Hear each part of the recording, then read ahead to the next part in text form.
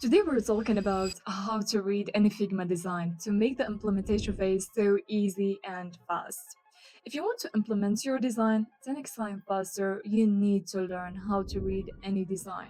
So in this video, I'm going to walk through my 5 steps and techniques that will massively improve your way to implement design. All right, let's dive in. Tip number one. I call foundation. Before writing a single line of code, collect all the visual rules of the project in one place. Extract the color palettes, the font families, font sizes, and border radius systems. And sometimes we collect also the spacing system here and extract it directly from the design and organize them on a single reference page. This saves you a huge amount of time because all your variables are ready from the start. In team projects, designers usually take care of this, but when you are working solo, these steps becomes your responsibility. And now with tip number two, segmentation. Most of us try to build the whole page at once, and that's exactly why it starts to feel complicated so fast. Instead of doing that, break the page into clear, simple sections. And if you work with frameworks like React, Angular, Vue.js, then identify repeated components so you can reuse them instead of building them every time. Okay, let's quickly take a look at this page together. You will notice that this page is split into 7 clear sections. We have the navigation bar, the hero section, the logo, and the collection, testimonials card, and features, and finally, footer. Once we break it down, it becomes really easy to spot the parts that repeat.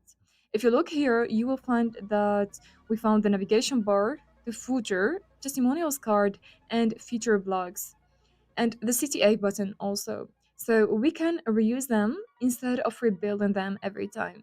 So when we start coding, we start first implementing them. Now with step number three, layout decoding. At this point, we can see the sections, but we don't know how to build them. So what are we gonna do? For each section, we will ask 2 questions. The first one, how is the main container built? And the second question is, how the elements inside are arranged. By looking to this example, we can see that the main container contains 2 columns in one row. And on the left side, we can see that we have 3 rows, like the right side. But the last row looks like a grid. Now we will walk through step number four, strategy, where we define the implementation strategy of each section.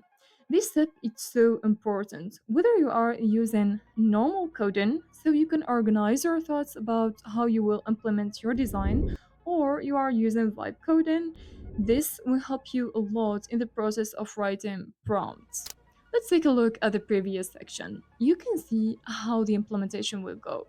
So for the outer layout or the main container, we will use CSS Grid. For stats, rows, and avatars, we'll use Flexbox.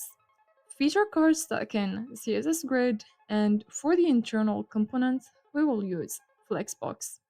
You can use keynotes like this, or you can add more details. Now you understand the layout and the strategy of the implementation, but no real project is ever 100% easy. Our step number five is exploration. Every design has that one section that makes people quit, like weird alignment, responsive behaviors, complicated animation, and so on. Don't avoid those parts. Just take a look and try to understand and see the characteristic of them. You can explore tutorials or use pre-built components. And the last solution is to figure it out by yourself using AI. And believe me, it's so easy. You can take a screenshot for the design and discuss it with Cloud or any LLM you use.